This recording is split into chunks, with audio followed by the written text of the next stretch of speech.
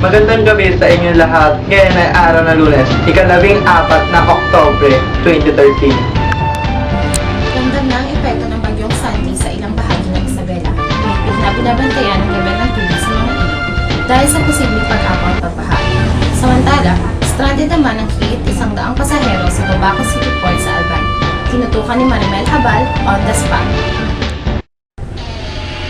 Biglang bumuhos na malakas ang ulan sa ilang bahagi ng Isabela kaninang umaga. Hindi ito inaasahan ng mga magsasaka na nabiladkan ng palis sa kalsada. Bumuhos pa ng malakas ang pagsapit ng tanghal. Ayon sa pag-asa, epekto na ito ng bagyong Sandy. Nag-impake na agad-agad ng gamit ang mga residente para madaling bitbitin kapag kailangan ng lumigas.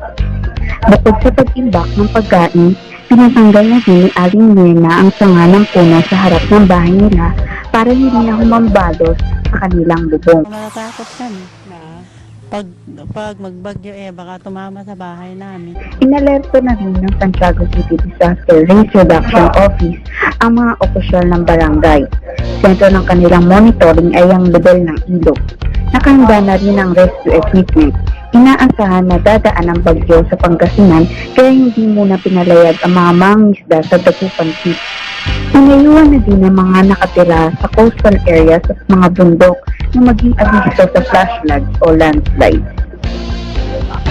Napupulong po ang Mayor na Kamara kaugnay po sa pag-amyento ng batas na nagbibigay kapangyarihan sa Pangulo sa paggamit ng kontrobersyal na Malampayang Fund. Tinutukan ni Mayor Legaspi on the spot. Pupulungin ni House Speaker Feliciano Belmonte ang majority block ng Kamara para talakayin ang planong pag-aamyenda sa Presidential Decree 910. Ito yung batas na ginawa noong 1972 ni dating Pangulong Ferdinand Marcos na nagbibigay ng kapangyarihan sa Presidente na gamitin ang pondo mula sa mga energy exploration para sa mga energy projects at iba pang proyekto ng gobyerno. Sakop ng PD 910 ang Malampayang Fund. Sabi ni Belmonte, partikular nilang pag-uusapan sa pagpupulong ang pag-aamyenda sa Section 8 ng PD 910 na kung saan nakasulat na pwedeng gamitin ang Malampayang Fund sa energy-related projects and other purposes. Binubuo ang majority block ng Liberal Party, National Unity Party, Nationalista Party, Nationalist People Coalition at bahagi ng Party List Group.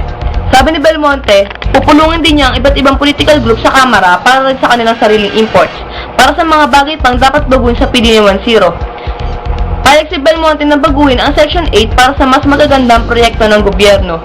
Nasa presidente pa din daw ang diskresyon kung saan pupunta ang pondo, pero dapat majority pa din ng kita dito ay mapupunta sa energy projects. Isa na namang malagim na trahedya sa Quezon City. Dalawang bata magkapatid patay sa sulok sa barangay Holy Spirit, Quezon City. 150 pamilya naman ang nawala ng tirahan. Mainit na tutukan ni Joyce Plum on the spot. Magandang gabi rin naman sa inyo dyan, Joshua, at sa studio. Magandang gabi din naman sa Joyce. Kamusta naman ang sitwasyon dyan sa Quezon City? Yes, Joshua, bagamat malakas ang bagyo, hindi pa rin may iwasan ang mga aksidenteng ito na sunog kagaya na lamang na nangyari dito sa Barangay Holy Spirit, dito sa Quezon City. Halos lamunin na ng apoy ang mga bahay sa Barangay Holy Spirit, Quezon City pasado alas 11 ng gabi. Kaya naman, ang mga nakatira dito, kanya-kanya ng pagsasalba sa mga gamit nila. Dahil mabilis kumalat ang apoy, agad itong ipinatask Force Bravo ng Bureau of Fire Protection ng Quezon City. Kala namin may nag-aaway sa likuran namin, pagtingin po namin ay inang sunog na po, kaya takbuhan na po kami. Ang itinuturong pinagmula ng sunog ay ang bahay ng tanod na si Danilo Mercado. Halos maglupasay naman si Mercado dahil sa bukod na nasunog ang kanilang bahay, nadamay pati ang dalawang anak na iniwang natutulog. Tulog kasi yung anak ko dalawa Sumigaw pa yung bata, di ko nakuha. Kung makikita niyo mga bumbero ng ito ay kasalukuyan na inaapula ang apoy dito sa loob ng bahay na ito.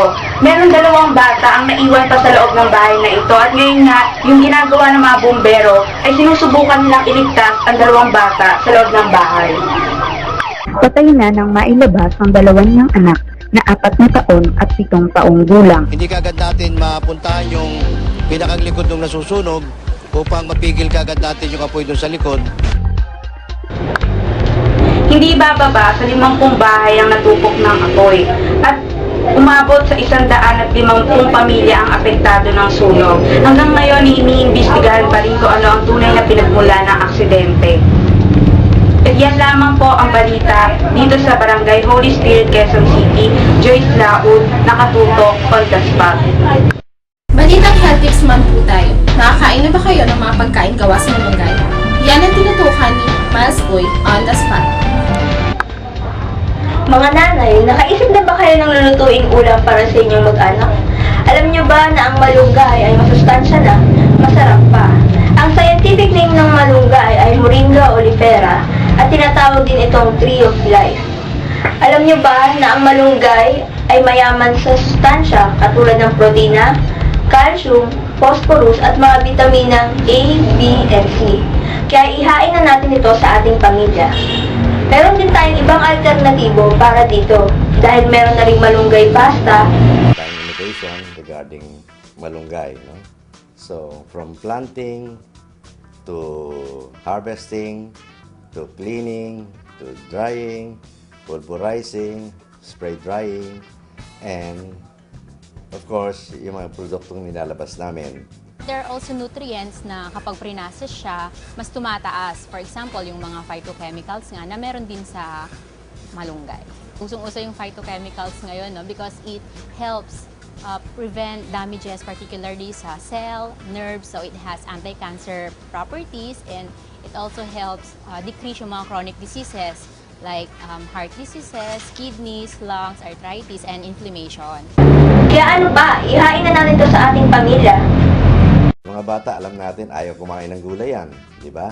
So, itago natin yung sustansya ng gulay na ang pagkain ay hindi magbabago ang lasa. Ganun pa rin, pero kakainin na. Ako po si Miles Boy, nakatutok on the spot.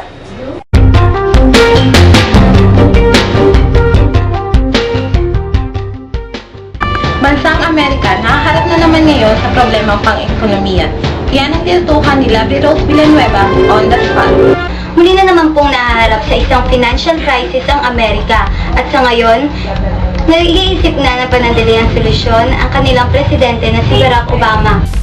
Sarado ang mga sikat na landmark at park sa Amerika. Isinoli ang mga pera na nakabili na ng ticket sa Statue of Liberty. Isa lang ito sa malawak na epekto ng government shutdown doon. The main reason we came to New York City was to see the Statue of Liberty, and now that dream's not going to be realized because government shutdown. So. Martes nag-umpisa ang shutdown ng US government dahil hindi na magkasundo sa panukalang budget ang Kongreso. Dahil dito, tigil muna ang non-essential operations tulad ng national parks at museums at ilang bahagi ng Pentagon at NASA. Ibinusura ng White House ang panukala ng ilang Republican congressmen na buksan na ang ilang sangay ng gobyerno. Ayon kay President Barack Obama, ginamit ng Republican Party ang shutdown para maisabotahe ang healthcare law na itinutulak niya. They shut down the government over an ideological crusade to deny affordable health insurance to millions of Americans. Dahil sa shutdown, kinansila na muna ni Obama ang nakatakdang pagbisita sa Pilipinas sa susunod na linggo. Lovely Rose Villanueva, nakatutok on the spot.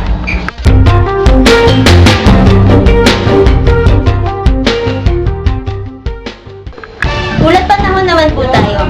Roxanne, ano nang latest update ngayon sa bagyong si Sandy? Thank you, Cheryl. Ito po ang update natin ngayon sa bagyong si Sandy. Bahagyan lumakas ang hangin na umabot sa 150 km per hour malapit sa gitna nito. Ito yung gustiness o pagbugso ng hangin. At posible itong umabot sa 185 km per hour. Inaasahan po natin kikilos ang bagyong si Sandy sa direksyong westward sa bilis na 15 km per hour. Inaasahan din po natin na ang sentro ng bagyong si Sandy ay nasa Pangasinan area. Generally, ito yung magiging kilos ni Sandy sa loob ng 24 hours.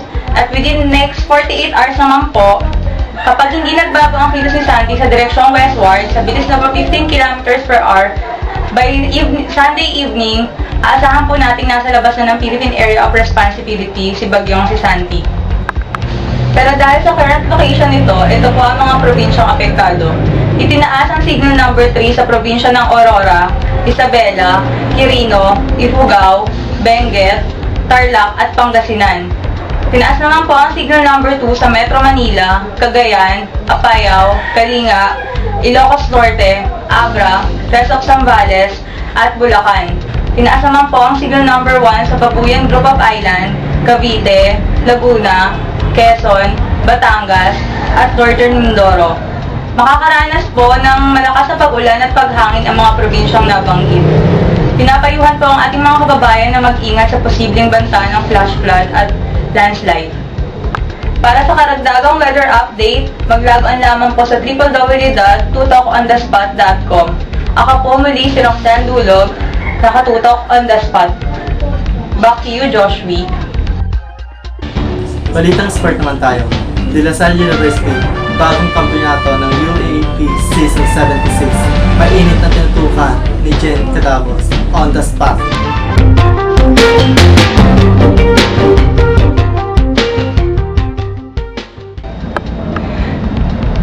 Balitang sports muna tayo mga katutok. Good news! Maging na naman ang De La Salle University sa kanilang pang-8 pagkakataon. Tuwang-tuwa at naiyak lahat ng mga taga-nasyalista sa kanilang pagkapanalo. Dinipensahan nila ang championship sa UAAP. Nakapagpagabog ng dibdib na lahat ng nanood ng laban ng USC Green Tigers at LSU Green Archers. Naramdaman kaagad ang pag-iinit ng mga Tigres sa mga unang minuto pa lang ng laban. Sinabayan pa ito na sunod-sunod 3-point shots ni Jerry Teng. Sa pagsisimula naman ng second half, umiting na ang depensa ng Lasal, kaya nahabang nila ang 15 puntos na lamang ng kalaban. Sa fourth quarter, tinamaan ng Rams si Jeron Teng, pero agad naman siyang nakabalik sa laro at sa mga huling segundo ng laban, tumabla sa 65 ang score. Kaya sa overtime, naging dikdikan din ang aksyon, pero sa huling 20 segundo, nakahanap ng pwesto ang straight shooter na si Almond Vusotros at nakapuntos. Nagmintis naman ang center ng UST na si Karim Abdul mula sa 3-point line at natapos ang laro sa score 71-69.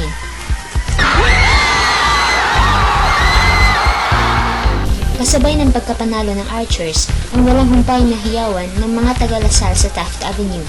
May iba pang napaiyak sa tuwa. Sinalubong ang mga kampiyon sa kanilang campus ng mga tuwang-tuwang ka-eskwela at alumni, at ng isa-isa nang tawagin ang mga basketballista sa entablado. Ang forward na si Jeron Teng ang itinanghal na MVP. It's just a bonus for me because coming to this series, I only thought of winning the championship talaga. Sobrang dami nagpipray na ma-shoot yung tira na yun. Then, thanks God talaga na sumut. Si Coach Juno Sauler, aminado mabigat na kalaban ang UST. A strong team, a very strong team. Imagine they had to play Ateneo and then beat NU twice. So, congrats to UST also for making it this far. Jen Cadabos, nakatutok on the spot. Balitang showbiz naman po tayo ngayon. Jen, ano bang latest update dyan?